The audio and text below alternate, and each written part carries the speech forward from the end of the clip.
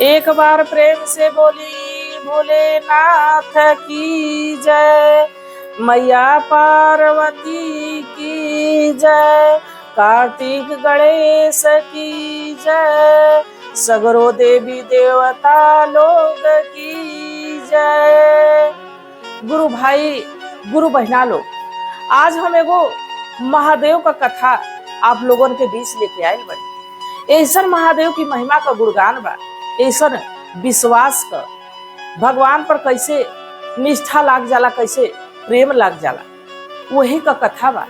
आ कथा के माध्यम से देखब कि काल भी आके एक बार कैसे वापस लौट जाला, मृत्यु भी आके एक बार कैसे चल जाले। तई जब कथा भगवान भोलेनाथ का ही चलत बा, जब उन्हीं की महिमा का गुणगान चलत बा, हम आप जब उन्हीं का भक्त बानी जाए, आज ये भी महादेव का सच्चा भक्त हुई, ये कथा के पूरा सुनिए, ज्यादा से ज्यादा शेयर करिए अपने लोग तक, ताकि अगर जो एक एक लोग दो दो चार चार लोग के भी शेयर करी तो ये कथा सगरों शिव भक्तन तक पहुंच सकेला। तो आप लोग महादेव की कथा के ज्यादा से ज्यादा शेयर करो, चैनल के सब्सक्राइब कर ले, ताकि जो भी कथा पढ़े सबसे पहले आप लोगों तक पहुंच जाए।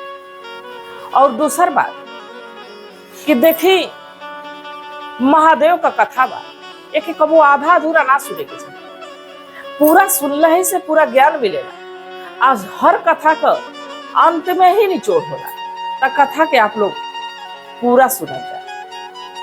देखल जा, एगो गांव में दुगो सखी रहे।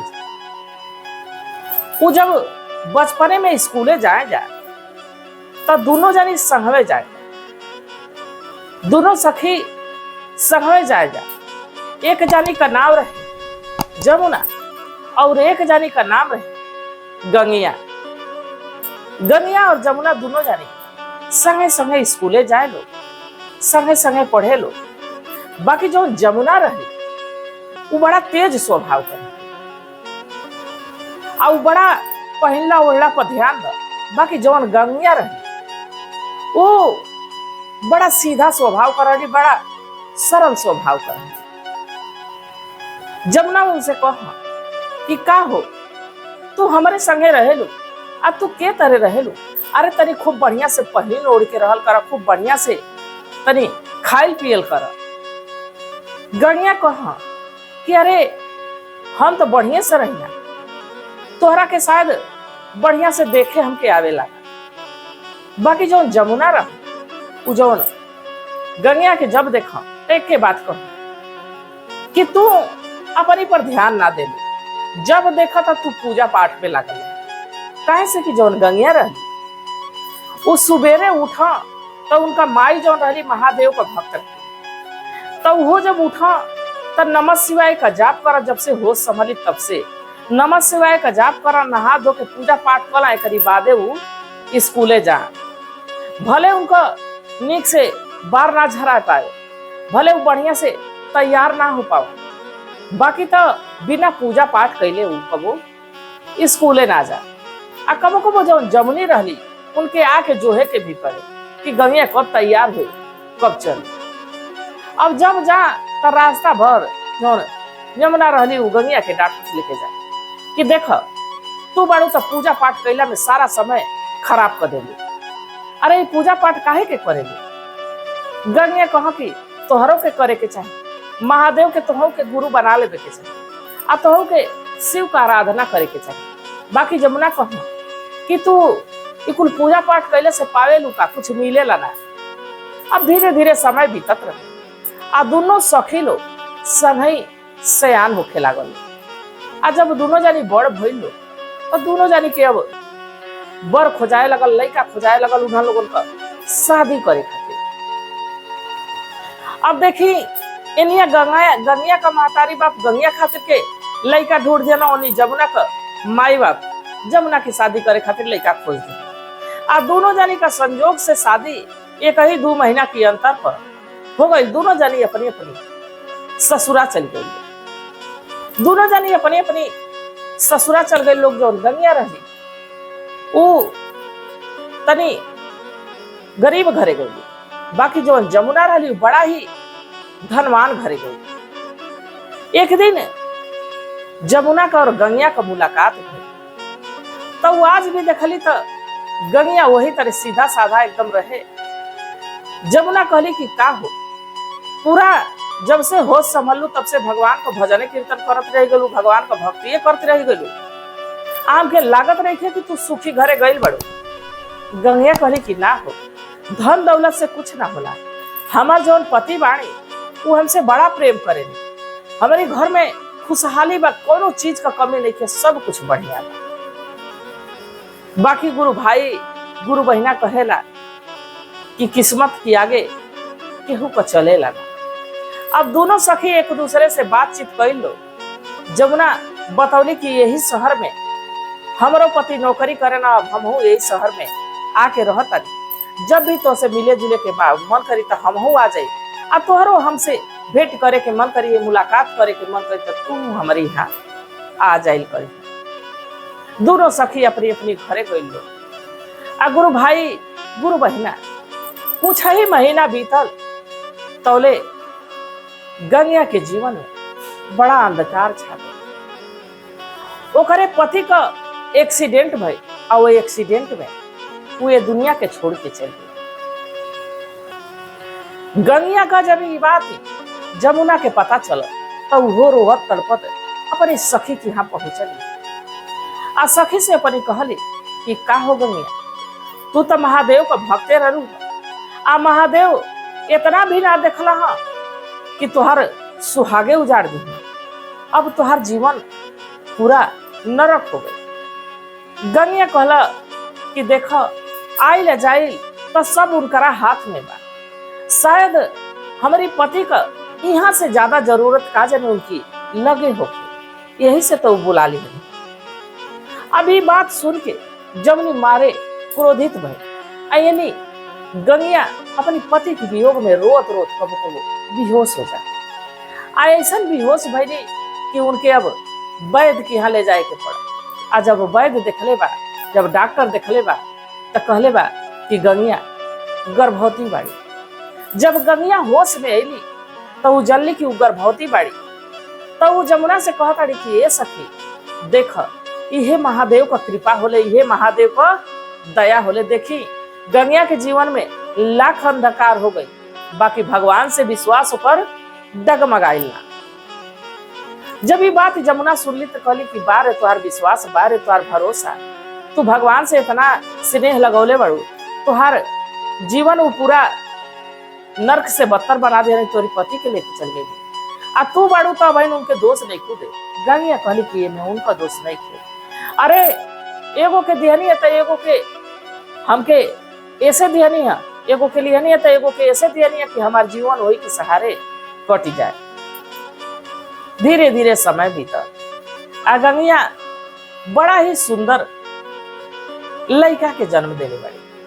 आ जब लड़का ये दुनिया में आयल बा गुरु बहिना गुरु भाई लोग, ता गंगिया की खुशी का ठिकाना नहीं। धीरे धीरे समय बीते लगा, अपने सास ससुर के संग में वो लड़का का पालन पोषण करे लगे। वो लड़का के खूब बढ़िया से खियावा पहिरावा, मेहनत मजदूरी करा, अपने सास ससुर का भी ध्यान दो, भगवान इतनी सेवा अपने सास ससुर का कर, अपने लड़का के पाले पोसे लगे। समय बीते लगा, बाकी अक्सरे वो जो लड़कवा रहे ओके कहीं चोट लग जाए, ओके कहीं दुख हो जाए, करो ना करो ओके बीमारी हो जाए, तो जवन जमुना बाड़ी वो जब भी गंगिया से भेंट करे आवा तो कहा कि अरे कुल पूजा पाठ छोड़ काहे न देता, सब कुल तोरी पूजा पाठ कैले का नतीजा कि तोहर पति भी ये दुनिया के छोड़ के चल गए, तोहर सास ससुर भी अब छोड़ के चल गए। आ एगो लड़का बा वो हमेशा कबो चोट लगत रहेला, कबो बीमार पड़ जाला, कबो कुछ हो जाला, आ तू बाड़ू तो भगवान को पूजा पाठ करत रहे। गंगिया करे कि ना हो, सास ससुर तो हमार बूढ़ पुरनिया हो गए, लोग अपना लोगन के जाए का समय आ गई, अब लोग गए। आ जहां तक हमारे पति का बात रहल तो शायद उनका कर्म रहल हुई, इतने दिन खातिर के वो धरती पायल लल वो चल गई। आ हमारो जितना दिन ये धरती पर लिखल बा उतना दिन रह बेकारी बात हम हो जाये, एजा केहू रहे नहीं खे आई। जमुना के ये बात बड़ा खराब लगा। जमुना चली गई खिसिया के अपने घर, कहली कि आज की बात हम तोहरे दुआरी पर आए ना, तो के बचपने से समझावत समझावत थक गई कि तू पूजा पाठ मत कर, बाकी तू माने लू ना। अब धीरे धीरे समय बीते लागल गुरु भाई गुरु बहना ने। एक दिन गंगिया घर में झाड़ू पोछा कर, घर में सबका मजदूरी कर, एक दिन गई बड़ी अपनी काम पर। आए नहीं उनका लड़का बाजारी में गई बा कुछ सामान ले आए नहीं। गंगिया के खबर मिला था कि तोहरी लड़का का एक्सीडेंट हो गई। जैसे ही बात गंगिया सुन ले बा ओकर होश उड़ गई बा, ऐसे कि एक्सीडेंट में ही ओकरी पति का भी मौत भइल है। गंगिया रोवत बिलखत भागल जातिया तो देखत है कि लड़का का गोड़ जौन बा फ्रैक्चर हो गई बा, टूट गई बा। ओके लोग हॉस्पिटल टांग के लेके गए, ओकर दवा इलाज भइल, मलहम पट्टी ओके लगावल गई। गंगिया के तनी सा राहत भइल, कहलस कि हे महादेव आपका कृपा बा कि हमार लड़का भइल ठीक ठाक बा, सलामत बा। अभी ये बात का खबर मिलल बा जमुना के। जमुना भागत आइल हॉस्पिटल में आ गंगिया के जोर से डटलस, कहलस कि सब कुल तोहरी पूजा पाठ का गलत नतीजा की आज तोहरी लड़का पर इतना परेशानी आवता, इतना संकट आवता। अरे तू का चाहता कि जैसे तुम्हार पति ये दुनिया के छोड़ के चल गए ना वो चल जा। ऐसा बा कि ये लड़का का कुंडली हमके तो हम एगो बड़ा विद्वान पुरोहित के जाना ताड़ी, बड़ा विद्वान पंडित जी के जाना ताड़ी, उनसे एक कुंडली दिखाई कि एक कुंडली में का बा। अब गंगिया तो दुख के मारल रहबे कैली, दुख उनके कबो छोड़बे ना कैलस। अब वो का कैली कि अपन लड़का का कुंडली जमुना के दे दी। जमुना वो कुंडली के लेके एगो बड़ा ही विद्वान पुरोहित की लगे, बड़ा ही विद्वान ब्राह्मण की लगे गई। कुंडली ब्राह्मण देव के दियली, कुंडली के उलाट पलाट के ब्राह्मण देव देखत आली आ देखले के बाद जोर से जमुना के डांटत आली कि तू कहीं पागल तो नहीं हो गई, तू कितना मूर्ख बाड़ू, एगो मरल व्यक्ति का तू कुंडली लेके हमके देले बाड़ू। जमुना करी कि ना ना बाबा आपके देखले में कोनो गलती होती है। अरे वो लड़का मरल नहीं थे, जियत बा।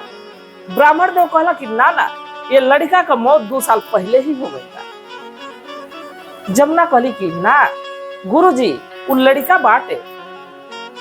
तब गुरुजी कहले कि जवाने करी कुंडली में दोष बा, एके तो 2 साल पहले ही मर जाए के चाहत रहे, बाकी एकरी पर शिव का कृपा बा, उन्हीं का दया बा। एकर लड़कवा का जौन महतारी बा शिव भक्त बा, और हमेशा शिव का आराधना करेले आ शिव का छत्र छाया में लड़का बा कि आज ये जियता नहीं दे के तो 2 साल पहले ही मर जाए के चाहत। जब ये बतिया जमुना सुनले बड़ी तब वजह से वो लड़कवा का कुंडली लेता भागल अली आ गंगिया के पकड़ के झूल के लगली रोवे। कहली ये गंगिया हमके क्षमा कर दे, हमके माफ कर दे। हम बचपन से तो के ये समझत रही कि तू पूजा पाठ कुल कैली कुल सब व्यर्थ, बाकी तो तू आज जवन कैले बड़ी शायद वही महादेव का दया बा, वही महादेव का कृपा बा कि तू लड़का जियता। अरे ओकरी कुंडली में तो 2 साल पहले ही ये दुनिया के छोड़ के जा चुकल बा। ब्राह्मण जी कहना, पुरोहित जी कहना कि लड़का के 2 साल पहले ही मर जाए के चाहत।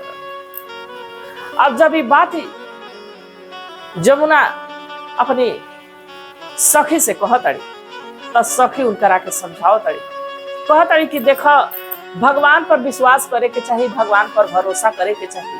अरे भगवान के घर में भले देर बा अंधेर नहीं थे का, भगवान हमेशा हमके दुखे देते रही, हमेशा हमके परेशानी करत रही। अरे दुख सुख तो सब उन्हीं के हाथ में बा, जहिया उनका विचार करी तहिया हमके सुख भी दी। अब वही जैसे जमुना भी शिव के गुरु बनौला से अब वो महादेव का आराधना भक्ति करे लगल। धीरे धीरे समय बीते लगा। आज समय के साथ गंगिया का लड़का का भी शादी ब्याह भइल, पतोही घर में आई, नाती पोता भइना, यानी जमुना के घर में भी बहुत साल के बाद किलकारी गुजर। जमुना के भी गोद में एगो लक्ष्मी भैली, एगो लड़की का जन्म जमुना के घर में। दोनों सखी महादेव से स्नेह लगौली जा, प्रेम लगौली जा। दोनों सखी का समझी कि महादेव पर इतना आस्था लागल कि महादेव इतना कृपा करी कि धन दौलत कोठा अटारी बाल बच्चा सब कुछ से निहाल कर दिए। तो गुरु भाई गुरु बहना लोग, महादेव कालों के काल है, वो तो भूतों का भूत है। उनकी आगे यमराज भी आके मर जाना। श्वेत मुनि का आप लोग कथा सुन ले बाणी, तमाम ऐसा मार्कंडे जी का कथा आप लोग सुन ले बाणी कि कैसे महादेव का कृपा भइल कि मार्कंडे जी अमर हो गए। तब गुरु भाई गुरु बहना लोग, महादेव की छत्र छाया में जे रही, एक बार काल भी एक बार मौत भी आके दरवाजे से वापस चल जाले।